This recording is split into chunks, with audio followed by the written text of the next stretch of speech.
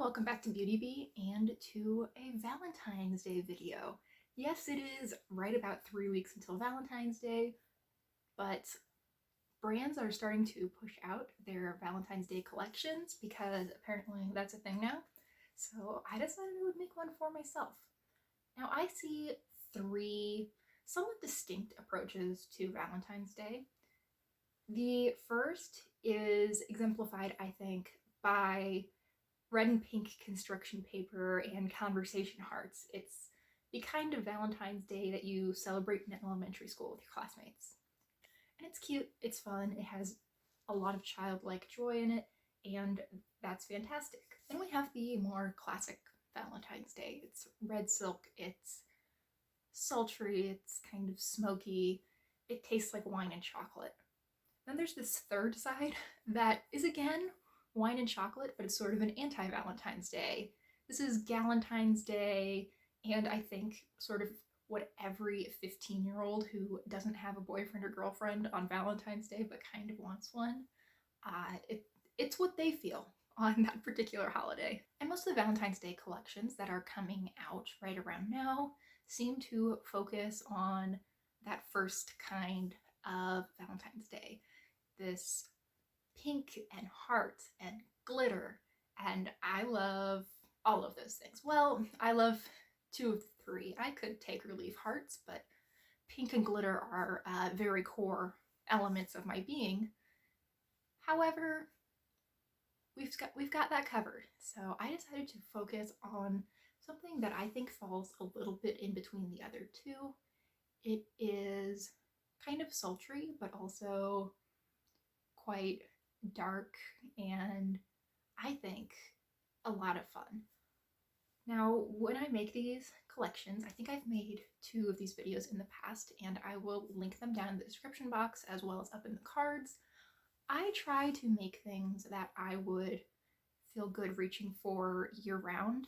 I don't necessarily want to pull out a palette that says "Be My Valentine" in November.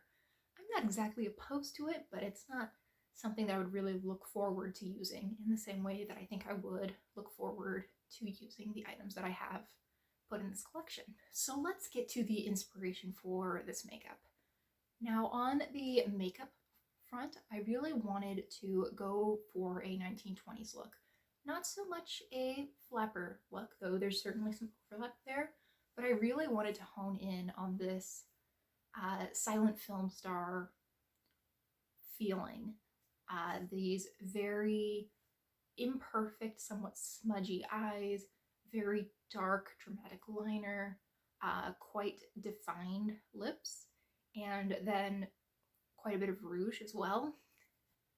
Though not as core to that silent film star look, it is a very 1920s feel. I also wanted the packaging to reflect the same time period, so very geometric, very Art Deco, this sort of luxe and richly designed type of packaging. Additionally, though, what I found myself drawn to more and more is possibly the most disparate source I could think of, which is some Vermeer paintings. Now, if you are not particularly familiar with Vermeer, a lot of Vermeer's paintings seem to occur in, if not the same space, then a very similar space. And an element that features in a lot of them is this black and white tiled floor. And I will be putting up pictures, I'm sure. But in some of the paintings I was looking at, there was this really stunning pop of red right against those black and white tiles, and something about that just felt right for what I was making. So I think finally, probably 6 minutes into the video, we can finally get into some makeup. Actually, I lied, and we're going to start with a compact mirror. Now, I am a firm believer that we should bring back compact mirrors. I mean, I know they haven't really gone anywhere, but I think it would be cool if those were brought a little bit more to the forefront. I think your grandchild is not going to want your nasty old lipstick that you bought in 2020. However, they might want to keep a really beautiful, really well-built compact mirror, and I think we should try to lean into those things that we will keep and cherish forever rather than something that is bound to expire. Now, I think you can see where I'm coming from with the black and white tile. I love this juxtaposition of the marbled black with this quite pure white, and I think that red jewel in the center really makes it. I love that pop. I also had so much fun coming up with the geometric designs. I am really happy with this one in particular.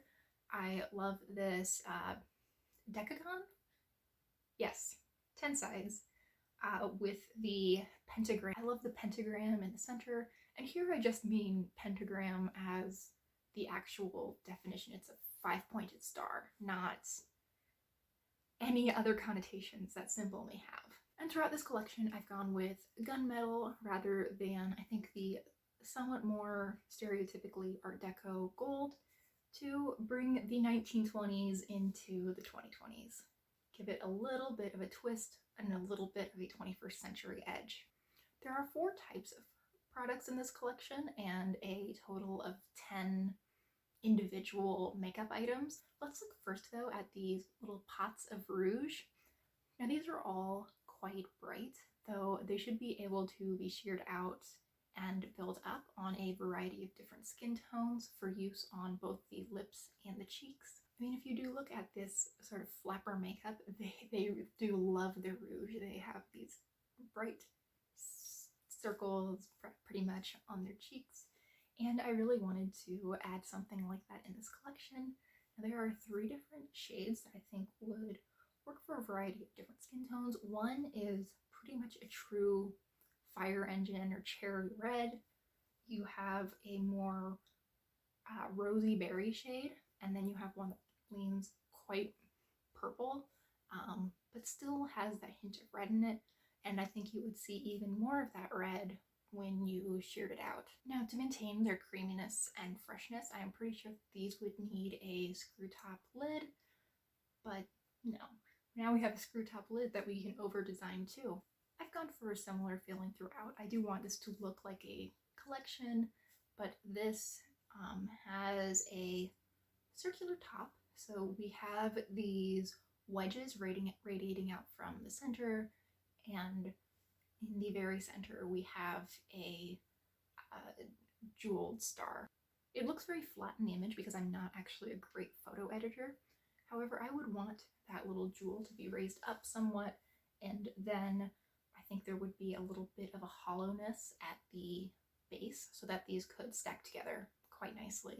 Next, let's take a look at the lipsticks. We're starting with a very light beigey nude for me with a little bit of a rosy cast to it, and then we are working up through 4 additional shades, each of which is a little bit rosy cinnamony, but working from, again, a fairly light nude, just bringing up some more of that rose and cinnamon into what I would consider a true cinnamon color, one that's a little bit darker and more rose, and then a nearly black brown that I think of a bit more as a cherry cola color.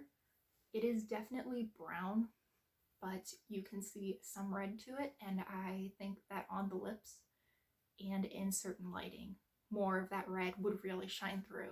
The idea with these lipsticks is that pretty much anyone could find this lovely rosy nude that worked for their own skin tone. Not everyone would necessarily be able to buy just one and have it be perfect, but I think that pretty much anyone could find a midpoint between 2 of them, and these are all intended to mix together quite nicely, and hopefully everyone would find a rosy nude shade that worked for them somewhere along this spectrum. This packaging focuses mostly on the gunmetal. When you get to the point where the lipstick would actually twist to bring up the product, there's a little row that has this sort of marble design along with a very tiny little red jewel. The cap takes the black marble that has appeared in the compacts we've looked at and places a bigger red jewel on top. This might be the packaging that goes the furthest into tacky, but I think it's still fun tacky rather than just obnoxious tacky. And I love that this is looking at a variety of nudes while also incorporating that super dark, vampy, silent film star, almost black lip. To me, this packaging is the one that looks most like a floor. This gives me really fancy hotel lobby floor vibes, and I don't mind it. This is the eyeshadow palette. These are all cream shadows. I wanted this entire collection to be very tactile. Everything in this collection is somewhat creamy. You know, you could dip your finger into pretty much all of these products and apply it that way. And to accommodate that really smudgy, smoky look that we're going for, I really did want to focus on cream shades. So there are 4 shades in here. There is a sort of a platinum gunmetal shade, a gold, a violet, and a shimmery white. Now, the way I would see myself using these, and the way I expect that most people would use these, is to smudge one color all over the lid, and then maybe use the white to highlight the inner corner and maybe the brow bone. I think that would make a really pretty look, and of course you could take those shadows other places on your face if you were going for something a little bit more artistic or editorial. You'll notice that there isn't a black or a red in this compact. That's because we're covering it next. These are all water activated gel liners, and the idea is that you can mix them together to achieve your preferred look. The black, the red, and the violet are all sort of a normal inky finish, while the lightest shade is a silvery white that has quite a bit of metallic sheen to it. In keeping with that 1920s feel, I did want to have some black liner. They definitely often really accentuated the rim of their eyes. However, I wanted, again, to bring the 21st century into it with some more color and some silver sparkle. And that's the collection. I think that if I were to purchase anything, I would probably get the eyeshadow quad and maybe the second darkest lipstick. Though, of course, because I made this and I wouldn't make something I didn't want, I would be tempted to get everything. Let me know what you think of this little collection I've come up with, and if it were real, what you would buy. Thank you so much for watching. I really hope you enjoyed and that you'll consider liking and subscribing if you did. And I really hope I'll see you next time. Bye!